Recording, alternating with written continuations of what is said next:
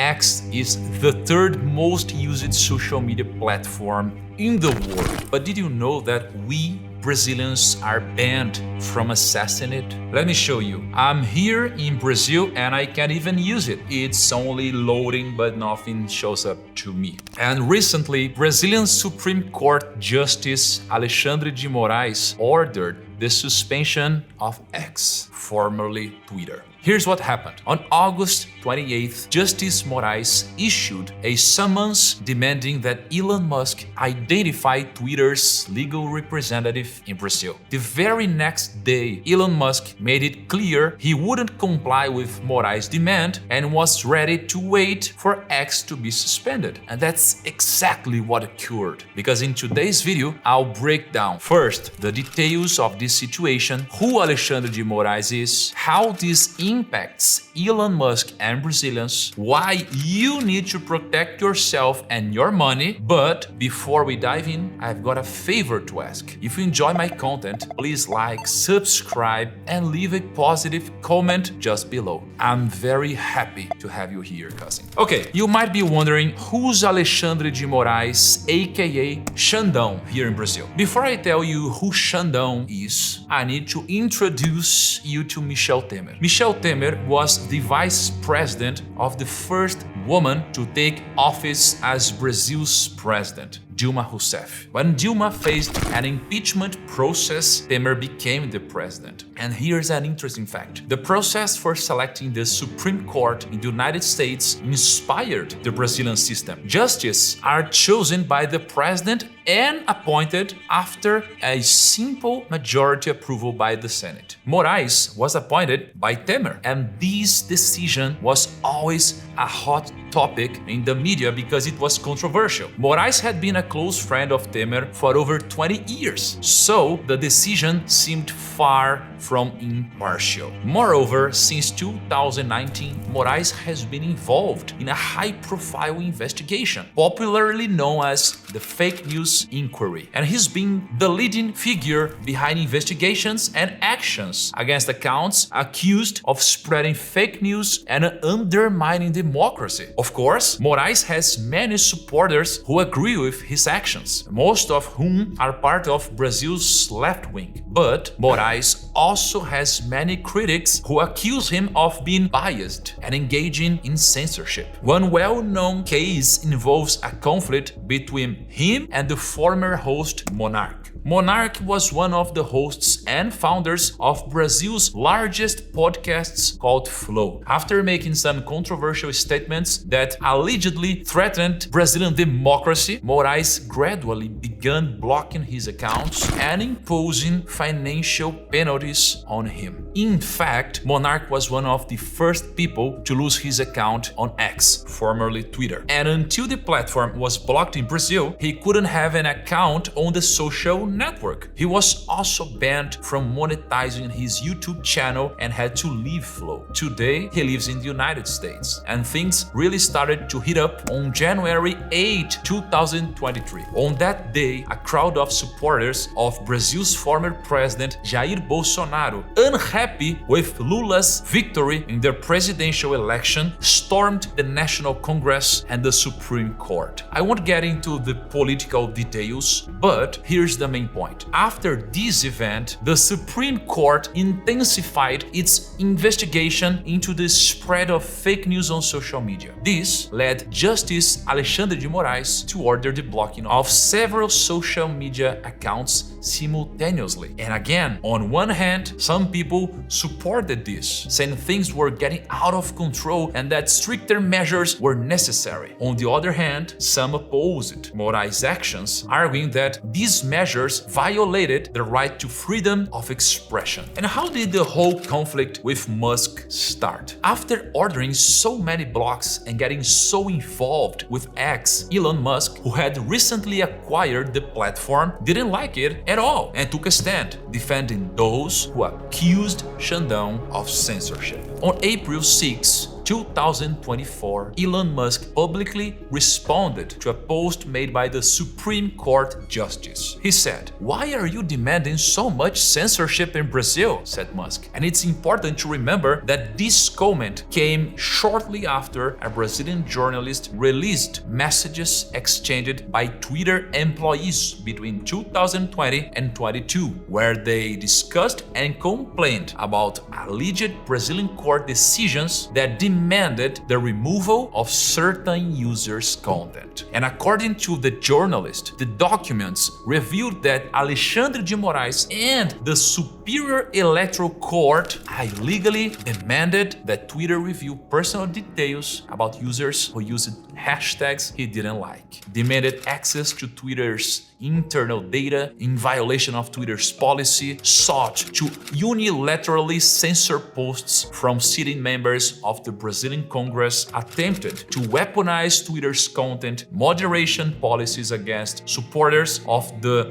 then President Jair Bolsonaro, and these revelations reached Elon Musk, who shared them with the following message: "This aggressive censorship appears to violate the law and will of the people of Brazil." He followed up in another tweet commenting on the accusations: "We are lifting all restrictions. This judge imposed heavy fines, threatened to arrest our employees, and cut off access to X in Brazil. As a result, we will likely lose all revenue in Brazil and we'll have to close our office there. But principles are more important than profit." And from that point on April 6, Musk began sharing several messages in support of free speech and criticism of Justice Alexandre de Moraes. Elon Musk also shared a post from the Global Government Affairs account accusing the Brazilian judiciary of acting against the country's constitution. X Corp was forced by the court decisions to block certain popular accounts in Brazil. We informed these accounts that we have taken such measures. We do not know the reasons why these lockdown orders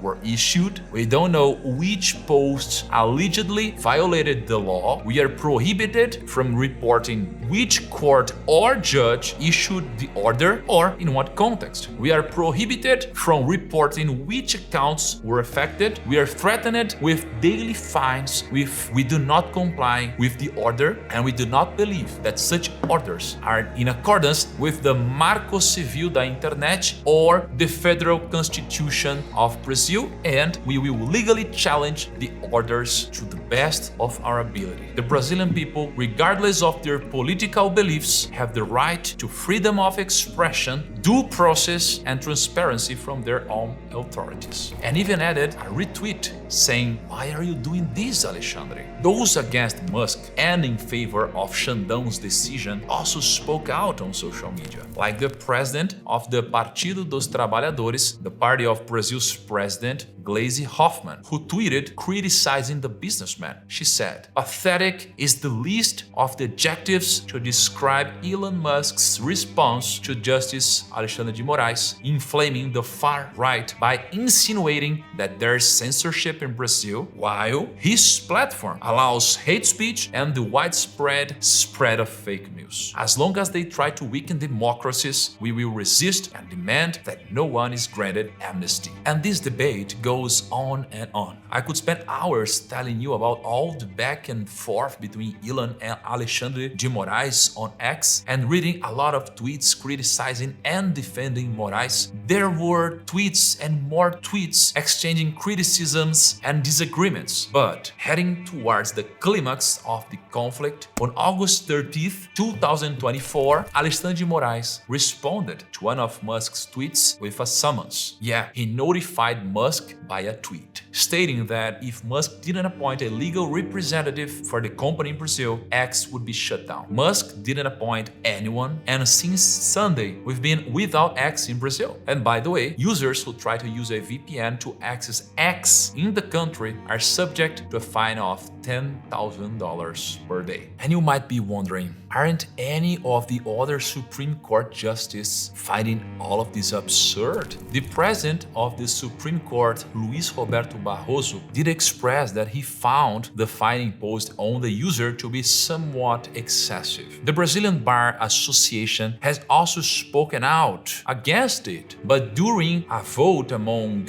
the first panel of Supreme Court justices, they all voted in favor of keeping the block in place. Despite Barroso's request to remove the fine for regular users who aren't attacking democracy or harming anyone, the fine still stands. And if you're a Brazilian using X with a VPN, you still run the risk of ruining your financial life, sadly. It's worth noting that despite everything, Musk really did need to appoint a representative to comply with Brazilian law, because X was breaking the law by not doing this. Also important to tell is that Xandão also ordered the blocking of Starlink accounts in Brazil, another company owned by Elon Musk, to ensure the payment of fines imposed by the Supreme Court on the platform. At the start of the shutdown, Musk had said that Starlink subscribers wouldn't need to worry because he wouldn't block X in Brazil, unlike other providers. But this Tuesday, he changed his mind and announced that he would indeed block it. Oh, and before we jump to the next topic, I almost forgot to mention something super important. President Lula's response to all of this, because he made his position clear on Monday. In Lula's own words, we don't have to tolerate Musk's free-for-all just because he's wealthy. He also expressed being satisfied with Moraes' decision and in hopes that other countries will follow suit. But what are the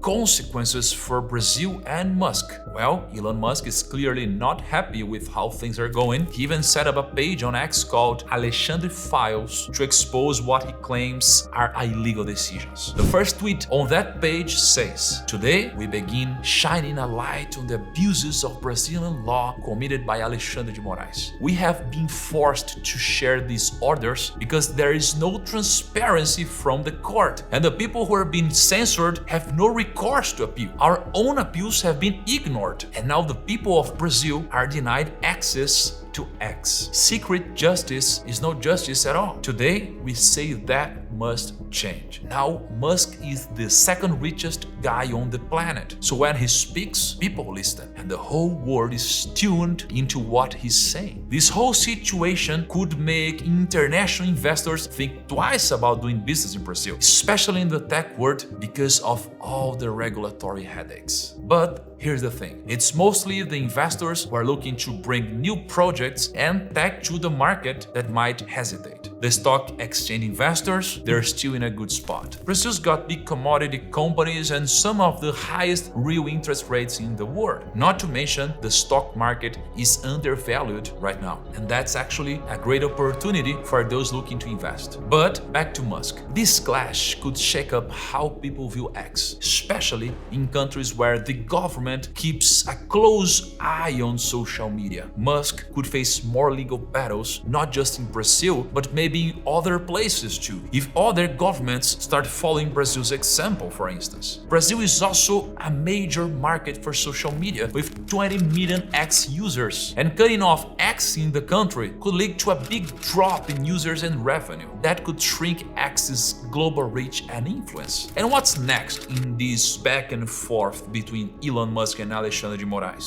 Well, Musk has a few options. He could try to legally challenge the Brazilian Supreme Court's decision, but that's going to be tough. He could also keep pushing back against the court's orders, which might just make things even more intense. Or he might go for a more strategic move, appointing a legal representative in Brazil to play by the rules while still using X to call out the government and push for free speech. That way, he could stand his ground without racking up more penalties. If the X ban sticks around, it could lead to a big loss of users in Brazil, which would hit X global operations. Plus, this whole situation could hurt X's reputation not just in Brazil, but in other countries too, especially if it looks like Musk is ignoring local laws. The ripple effects of this conflict go beyond just X and Brazil. This could set a new standard for how countries deal with global tech companies, especially when it comes to balancing free speech with government regulations. And Xandão has a few options too. First, he could keep enforcing the court's decisions, pushing Musk and X to comply with Brazilian law. This, for sure, would show that Brazil takes its laws seriously, but it might also escalate the conflict and draw even more international attention. Another option is to step back and try to find a compromise. Moraes could talk with Musk or X team to find a way for the platform to operate within the rules while addressing concerns about censorship. This would be a more diplomatic approach, aiming to calm things down. Finally, Moraes could look at the bigger picture and work on revising the laws at the center of this dispute. This would be a long-term move to balance upholding the law with protecting free speech, but it's not a quick fix. And why you should protect yourself? This might be the most crucial part of the video. X has been banned in Brazil, and your country could be next. In fact, the US Congress is even debating whether to block TikTok or not. This situation highlights the significant power governments wield.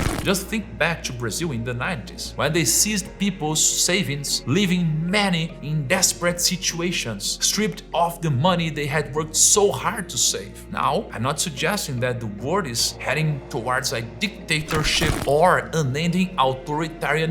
I'm optimistic about the future and believe that freedom will ultimately prevail. But it's essential to be prepared. Achieving genuine freedom, financial freedom, is key. You should have the freedom to make your own decisions, even if that decision is to leave the country just to access X or TikTok. Let me give you 2 tools to protect your money from big crashes and political major decisions. First is diversification. And besides diversifying your stocks across different markets and asset classes, you also need to diversify across countries and invest in more than one. The other tool is to allocate a portion of your wealth into non-confiscatable assets like Bitcoin, gold, or other cryptocurrencies. But it's not enough to just buy Bitcoin and leave it on an exchange. You need to consider options like a cold wallet, and it's not enough to buy a gold ETF. You need to store physical gold in a secure place. Personally, I'm a huge fan of Bitcoin because it allows you to carry significant value